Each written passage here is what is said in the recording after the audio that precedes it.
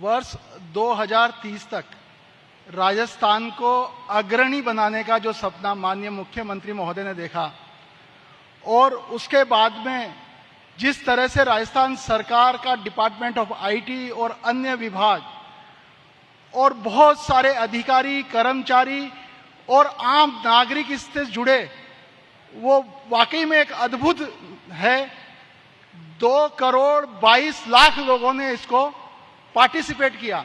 2030 का जो दस्तावेज माननीय मुख्यमंत्री महोदय कल राज्य की आम जनता को समर्पित करेंगे, और उस दस्तावेज को बनाने में जो माननीय मुख्यमंत्री महोदय ने सपना देखा, करीब 2.25 करोड़ लोग, राजस्थान के अंदर करीब 2 करोड़ फैमिलीज हैं, और 2.25 करोड़ लोगों का इसमें पार्टिसिपेट करना एक अद्भुत और अकल्पनीय है। और आप उससे ये अंदाज लगा सकते हैं कि ये जो विजन दस्तावेज तैयार होगा वो किस दिशा में राजस्थान को ले जाएगा। वाकई में हमारा जो राजस्थान है वो 2030 तक देश के अग्रणी राज्यों में स्थापित हो चुका होगा। राजस्थान सरकार का एक जनाधार के बारे में मैं आपको बताऊंगा। जैसा कि अभी जितने भी सुझाव आए, उन सुझावों में जो महत्वपूर्ण सुझाव था वो ये था कि सरकार के जितनी भी योजनाएं हैं उनका लाभ लोगों को घर बैठे मिले, और घर बैठे मिले ही नहीं, राज्य सरकार खुद उनको अब प्रोएक्टिव इंटीमेट करे। अभी जो संकल्पना है वो है प्रोएक्टिव इंटीमेशन की। अगर मैं पढ़ाई कर रहा हूं और मैं, आपके घर की कोई बालिका है, वो मैट्रिक पास करती है, ये सारा का सारा डेटा एजुकेशन डिपार्टमेंट के पोर्टल पर है। कब से उसका रजिस्ट्रेशन हुआ स्कूल के अंदर, कब वो 5th क्लास पास किया, कब उसने अब मैट्रिक पास करने वाली है। और मैट्रिक पास करने के बाद में मैं एक एग्जांपल दे रहा हूं कि मैट्रिक में जो स्कॉलरशिप होती है या पोस्ट मैट्रिक जो स्कॉलरशिप होती है, अभी क्या हो रहा है, अभी वापस उसके लिए एक फॉर्म भरवाया जाता है, जबकि जो रिजल्ट होता है 80% से ऊपर अगर कोई बच्चा पास करता है तो उसको स्कॉलरशिप दी जाती है। 80% से अब वो किसी के मार्क्स आते हैं तो बच्ची को स्कूटी योजना के तहत वो बेनिफिशियरी होती है। तो ये सारा डेटा सरकार के पास है, तो हम उसको प्रोएक्टिव इंटीमेट करें और उसको डीम्ड अप्रूवल कर दें। सरकार की सारी योजनाएं, ये एक योजना नहीं, ऐसी बहुत सारी योजनाएं, करीब 455 योजनाएं। और जनाधार जो डाटा है हमारा, जनाधार क्या है, जनाधार एक फैमिली का प्रोफाइल है। बहुत से लोग मुझसे पूछते हैं कि जनाधार और आधार, जब आधार हमने कैप्चर किया हुआ है तो जनाधार की क्या आवश्यकता है। आधार हमें ऑथेंटिकेट करता है कि ये जीके शर्मा है। मैं इसको ऐसे बहुत सिंपल भाषा में आपको समझाना चाहता हूं कि अभी आप भूल जाइए कि ये आधार, जनाधार, आईटी ये सब नहीं है, और आप किसी योजना का लाभ लेना चाहते हैं तो आप क्या करेंगे, एक सिंपल सा फॉर्म भरेंगे जो उस योजना का होगा। उस फॉर्म के अंदर कुछ फील्ड्स होंगे जो आपका एलिजिबिलिटी क्राइटेरिया तय करेगा कि आप इस योजना का लाभ प्राप्त करने के लिए ये आपकी एलिजिबिलिटी होना चाहिए। फिर वो फॉर्म आप किसी ऑफिस में सबमिट कर देंगे। वो ऑफिस क्या करेगा, उस फॉर्म के जो डेटा आपने भरा है उसके साथ में आप कुछ एविडेंस लगाएंगे कि आप मैट्रिक पास किया तो मैट्रिक का सर्टिफिकेट लगेगा, आपका परसेंटेज है तो वो लगेगा, आपका बर्थ सर्टिफिकेट लगेगा, आपका कास्ट सर्टिफिकेट लगेगा, आपका अगर लैंड होल्डिंग, अगर मार्जिनल कोई किसान है उसको marginal as a marginal farmer कुछ मिलना है तो उसको उसका सर्टिफिकेट लगाना पड़ेगा। अगर किसी को कोई स्पेशली एबल्ड है तो उसका सर्टिफिकेट लगाना पड़ेगा। तो बहुत सारे सर्टिफिकेट एक आम आदमी को उसमें लगाने पड़ेंगे, और उसके बाद में फिर उसको वेरिफिकेशन होगा कि हाँ ये सारी चीजें जो भरी है और इसका जो अटैचमेंट है वो बिल्कुल सही है। फिर उसके बाद में उसको वैलिडेट किया जाएगा किसी अधिकारी के द्वारा, वो वेरीफाई करेगा। फिर उसके बाद में ऑथेंटिकेट किया जाएगा। जो ऑथेंटिकेशन का काम है वो सिर्फ आधार का है कि हाँ ये बायोमेट्रिक हो गया, ये फेस डिटेक्शन हो गया, और ये आदमी जो है जीके शर्मा है और ये इस चीज के लिए एलिजिबल है। पर इससे पहले की जितनी भी प्रक्रिया है जो मैंने बताई, वो सिर्फ एक आपका जनाधार नंबर पूरा करता है। जनाधार जो है वो राजस्थान में एक ऐसा डेटाबेस हर फैमिली का बनाया है कि उस फैमिली में कैटेगराइज कर लीजिए कि आप फार्मर हैं, आप स्पेशली एबल्ड हैं, आप महिला हैं, आप स्टूडेंट हैं, आप जिस भी कैटेगरी में फॉल करते हैं, उस कैटेगरी के अंदर आपको सरकार के द्वारा जितने भी बेनिफिट तय हैं वो सारे के सारे बेनिफिट सरकार को आपको देने हैं। और अभी आपने महंगाई राहत कैंप देखे होंगे, महंगाई राहत कैंप के अंदर आपको गारंटी कार्ड दिए होंगे, तो वो आपका एलिजिबिलिटी है, जनाधार के अंदर आप उन चीजों के लिए एलिजिबल हो।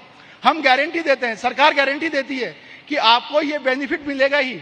और अब इसको प्रोएक्टिव इंटीमेशन, हम खुद आगे से इंटीमेट करेंगे लोगों को कि आपको ये सर्विस डिलीवर होगी और आप इसके लिए एंटाइटल्ड होंगे। अगर कोई वृद्धावस्था पेंशन देना चाहता है तो हमें पता है ना वो कब 55 साल से क्रॉस करेगा, वो कब 60 का होगा, कब 70 का होगा।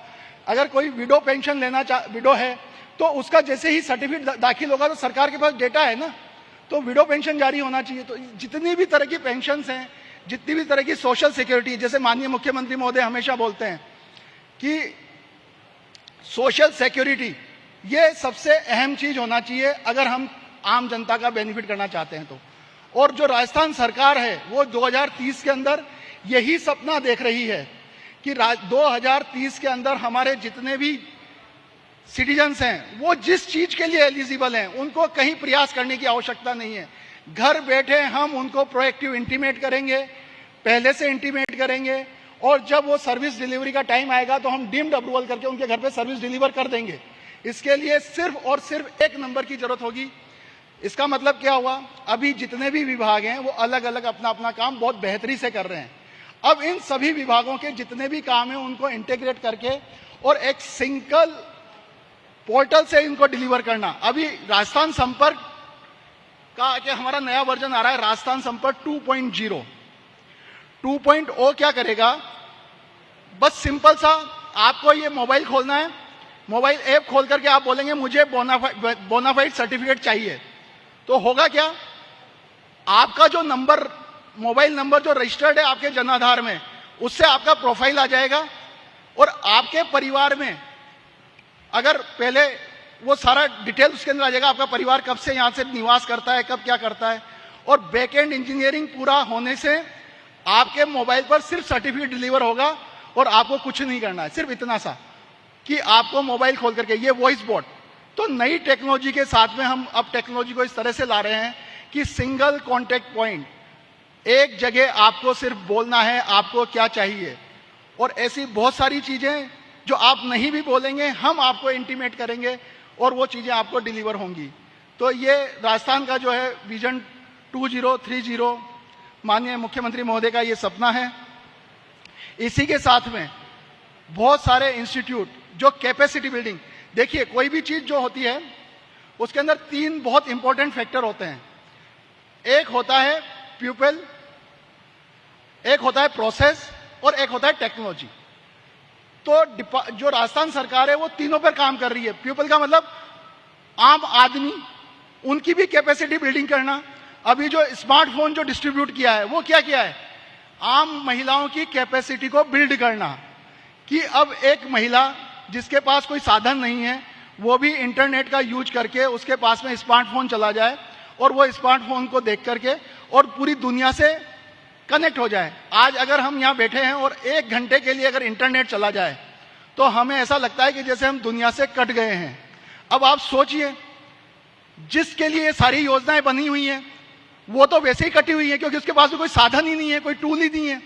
पर सरकार ने जो स्मार्टफोन IGSY के अंतर्गत जो स्मार्टफोन महिलाओं को दिए हैं, चिरंजीव पात्र महिलाएं, बच्चियां जो सरकारी स्कूलों में पढ़ती हैं, विडो महिलाएं, एकल नारी, तो आप सोचिए कि उनकी वो पूरी दुनिया से कनेक्ट हो गई हैं।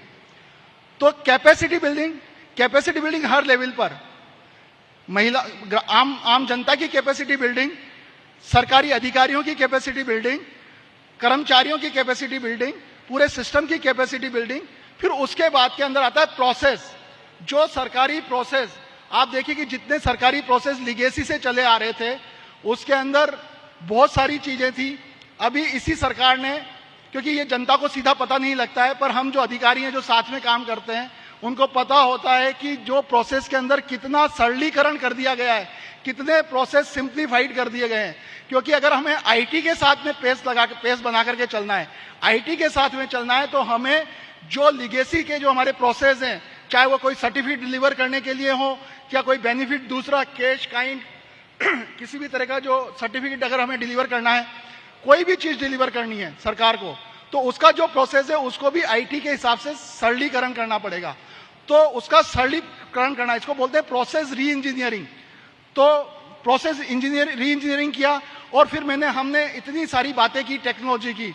ये सारी टेक्नोलॉजी जितनी भी टूल्स हैं टेक्नोलॉजी के, जो मॉडर्न टूल्स हैं, चाहे जैसे हमने बात की एआई, एमएल, बहुत सारे डेटा एनालिटिक्स के टूल्स हैं, ये सारे के सारे कम्युनिकेशन के बहुत सारे टूल्स हैं, बहुत सारे एप्लीकेशन पोर्टल्स हैं जो हर विभाग के अपने हैं।